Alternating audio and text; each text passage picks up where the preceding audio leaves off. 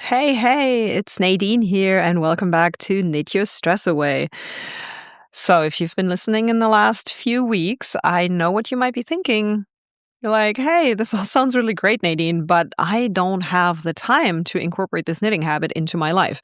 I literally barely have time to shower. Listen, I get it.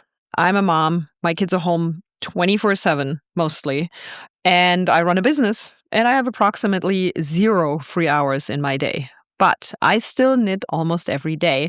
And today I thought I was going to share with you exactly how I built that knitting habit in the last 6 years, 5, 6 years, with 0 free time, and how you can do it too. So let's jump right in.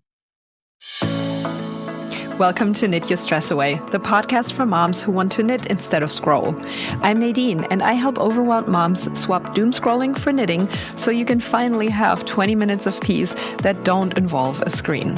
Whether you're brand new to knitting or getting back into it after years away, this show will teach you how to use knitting as a tool to calm your nervous system, set boundaries with your phone, and reclaim time for yourself without the guilt.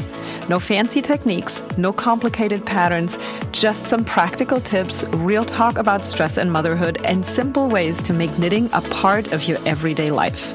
So put down the phone, grab your needles, and let's knit the stress away, one stitch at a time. Hey, and welcome back to the podcast. I'm pretty excited about this episode because for those of you who are thinking, yeah, I really do want to knit, but you don't quite have that habit down yet, this is the episode. And I want to start by busting this myth that you might have in your head about this, I want to call it a habit, a hobby, whatever you want to call this knitting thing. But you might be thinking that you need a ton of time to actually do it. You might think I need a whole hour to make progress on this project. But you don't need an hour to knit. You don't even need 30 minutes. If you can knit for 10 to 15 minutes, you actually will make decent progress on your project, but also it will benefit you highly for your stress levels, for your nervous system, the things that we talk about most on this podcast. Think about it. How much time do you actually spend scrolling Instagram before bed? How much time do you spend scrolling Instagram while you're cooking, while you're waiting for your coffee to brew, right? Standing in the kitchen, doing whatever. Putting things away, not doing what you're supposed to do. Instead, you scroll Instagram, sitting in the school pickup line. You have the time, but you might be spending it on your phone. Ask me how I know. So this is not necessarily about finding new time. It is about replacing your phone time with knitting or any other time that you, in retrospect, are like, yeah, you know what? I really didn't need to do that. Mostly, that is our phone. I mean, I know for a fact that a lot of time gets sucked into these phones for all of us, our kids, ourselves, our parents. It is just built that way. And we need real hacks and tools and strategies to break through that and to truly not feel like it's sucking all this time away. Funny story that I want to throw in here really quickly that I'm thinking about. I was just talking to somebody yesterday about how fast time seems to be going by. And this person was like, I don't remember time flying this fast when I was a kid. And I said, no, neither do I. I said, but my children constantly tell me, oh my gosh, I can't believe it's Friday again. I can't believe it's Christmas again, whatever. They just like, I can't believe time has gone by this quickly. And I find myself wondering, why do they have such a weird perception of that? Why don't they feel like I did back then, where I was like, my gosh, I'm trying to watch Beverly Hills on a Saturday afternoon at 4 p.m. and time is just not going by. And I feel like I'm waiting forever to watch this one episode of the TV show. And I do think it has to do with the access to entertainment, to stimulation, to phones, to social media at any moment of the day. So it's a real thing that we're dealing with here. So back to the episode and how to build the knitting habit, even if you feel like you have 0 time in your day. So let's talk about something called habit stacking. First time I read about habit stacking was in the book called Atomic Habits by James Clear, which I read years and years ago. I think it was actually right around the pandemic too. Fantastic book. This is the thing that stuck with me most from that book. There's other nuggets in there, obviously. It's a really great book. Highly recommend. I can link it up in the show notes for you if you're not familiar with it. But he talks about the easiest way to build a new habit is to attach the new habit to something that you already do every day. It's called habit stacking. And it actually works really well because you're not trying to remember to do something new at a new time. So it's not a bunch of new things that you now all of a sudden have to remember every day. You are just adding it to something that's already existing, right? So let's say, for example, you trying to come up with another example other than the one that I'm using here today for the knitting. But if you wanted to take a certain vitamin and you have to remember it, you could either set a timer, obviously that would work, but you could also just put it right next to your toothbrush and your toothpaste and therefore have a visual reminder while you're brushing your teeth or right after, right before, take this vitamin and it's right there. So you're stacking the new habit with something that you already do and you're using a visual cue since you know you're going to brush your teeth. That's not something that you have to remember, I hope. And you're just adding that new habit to the existing one, right? So here are some ways that you can use habit stacking with your knitting. So here's stack number 1. Knit while your coffee brews, or in my case, my tea is being made in the morning. So every morning I make my tea. I have 3 different teas that I make. I'm special. I make a herbal coffee is what it's called. That's how I kind of switched from coffee to no longer coffee. My body needed that switch. If you don't know this about me, but I used to be a Gilmore girl in my former life when it comes to coffee consumption. I'm not proud of it, but it's the truth. So I digress. I switched to tea. So I have some gaps there while I'm either waiting for my tea to brew or while I'm waiting for the water to boil. And I sit at the kitchen table often and just knit a few rows. It's just a few minutes, but it's calming and it's relaxing and it's fun. And I obviously don't make a lot of progress, but I do knit depending on the project. It can be a row, it can be a few rows. And by the time the tea is ready, I've already done something that is calming before my day even begins. And I really, really enjoy that. I don't do this every time, but I definitely do it a few times a week. And it is amazing. The second idea for a habit stack, you can knit while you're watching television. If that's something you do at night or on the weekend. For me, I don't really watch a lot of TV during the week. I just don't have enough time in the evenings because my kids have out of school or extracurricular activities. And I'm coming to this later at stack number 4, I think it is, that I have here. But on the weekends, we like to watch movies together as a family, and I enjoy knitting while we're watching TV. And it is one of my favorite things or ways to incorporate knitting into my life. And it works especially well if you have a mindless project, meaning you don't have to really pay attention to a pattern. So if you happen to watch TV during the week, maybe, or, just even if it's just 20 minutes, if you watch like an episode of Friends, you can knit while you watch. It works especially well if you are familiar with the show you're watching. So Friends would probably work well for a lot of us. But your hands are busy. Your mind is in the show and occupied with the show, and you are definitely not going to reach for your show. You'll actually remember what you watched because you weren't scrolling through Instagram at the same time. I know. We all do it. We all do it. But I always try to tell my kids, hey, you focus on one screen only. There's no double screening in this house, but it is such a hard thing to do sometimes, right? Okay, stack number 3, you could knit in the car. Obviously not while driving. Duh. But I know there may be moments where you either have to wait in your car or you happen to choose to wait in your car. And it could be a good idea to keep a very small project or a very easy project in the car.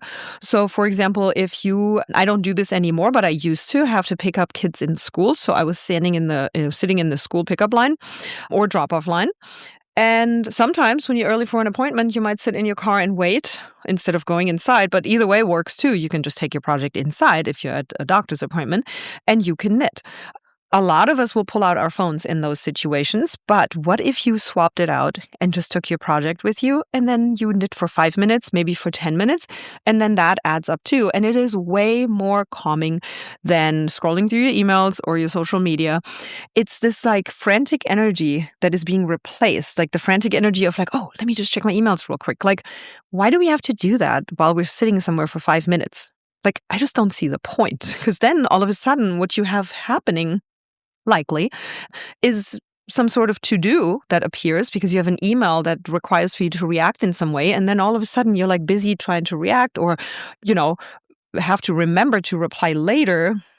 All those things, and then it ends up falling through the cracks. And I find it so much easier to just wait until you're at your desk where you're actually in the place and headspace to answer that email, to react to it, to extract the to-do from the email, whatever that might be, right? And this could be personal emails or work emails, but we all do that because it's so convenient, right, to have our email on our phone. But why don't we just wait until the appropriate time for that, not make ourselves frantic and stressed out, and instead just say, you know what, I'm just going to knit while I'm waiting here. Totally calming. And as you look around, you'll notice everyone else is grabbing their phone, and you're going to be like, ha, look at me. Knitting over here. Okay, stack number 4, you can knit before bed. We talked about that in the last episode. It's a fantastic way to wind down before you go to sleep. This is actually my other favorite. This could be in your bed, literally, like you could take it into your bed and you can knit instead of scrolling your phone. Or for me, what I usually do, I like to read in bed. So I do my knitting before I go to bed.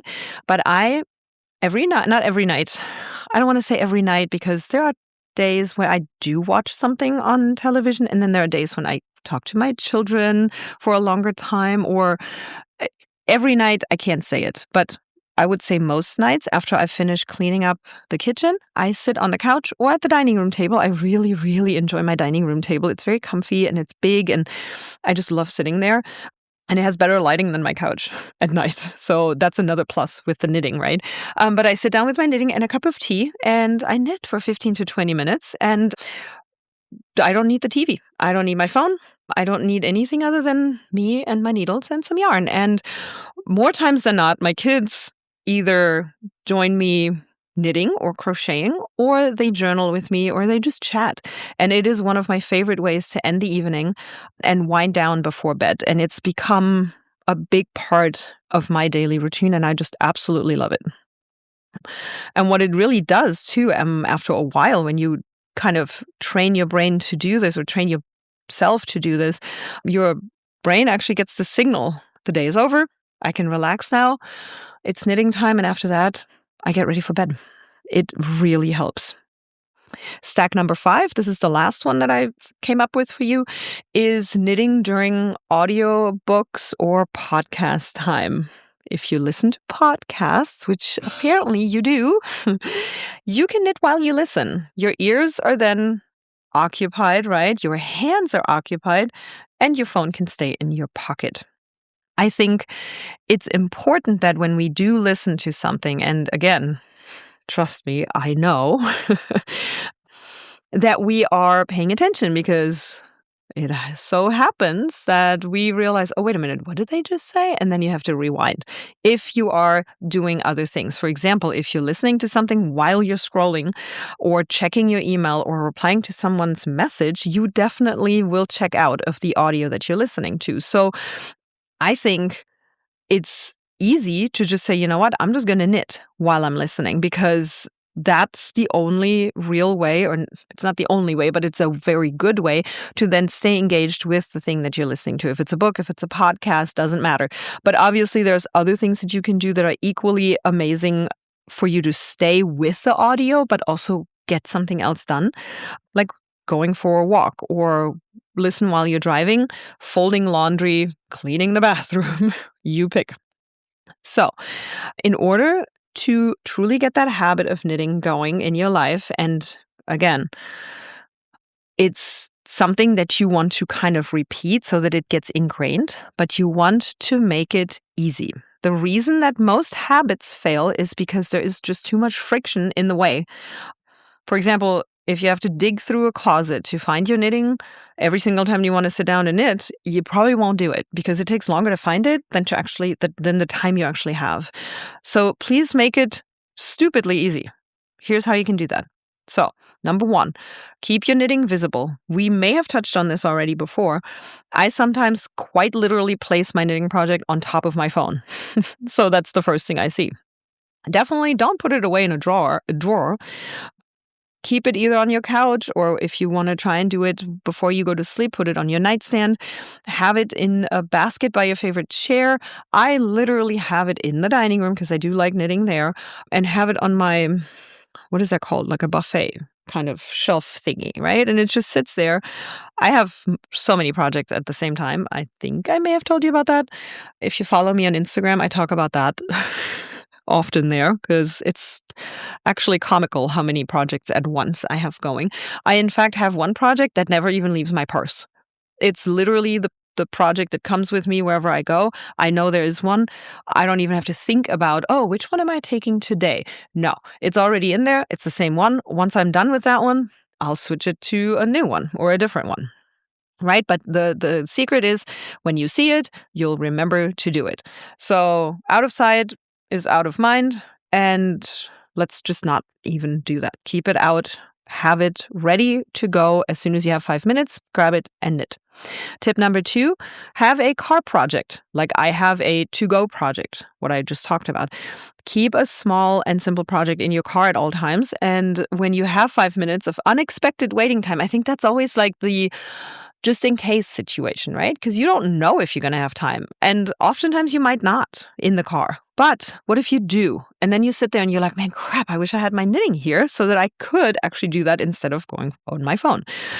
A very simple project is what I recommend here. And this is what I have in my purse currently too.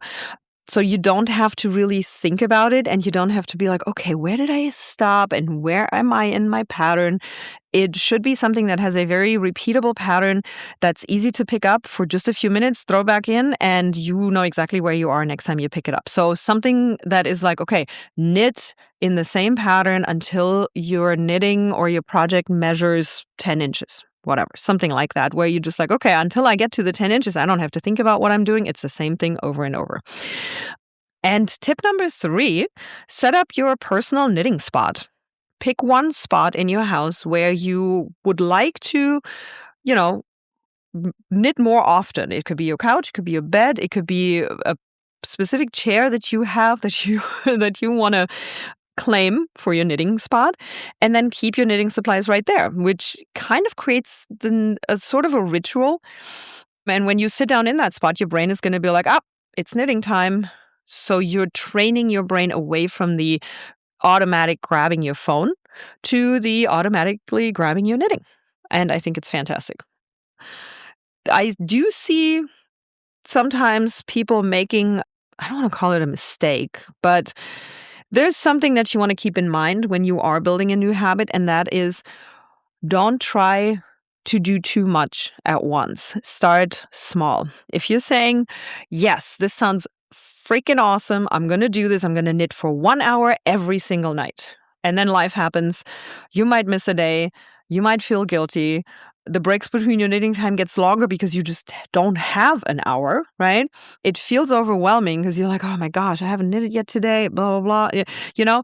It's like trying to fit a workout or a walk in, and you're making it this huge mountain. Like, oh gosh, I got to work out for 30 minutes. Sounds crazy, especially if you're brand new to it or getting back into it, right? Just like with the knitting, if you're brand new to it, you don't even know how long feels good for you. And setting a goal like that might just overwhelm you. Too much at once, you might literally just quit it altogether. So start small. For example, first week, you could say, you know what, I'm just going to try this for 5 minutes. 5 minutes, set a timer.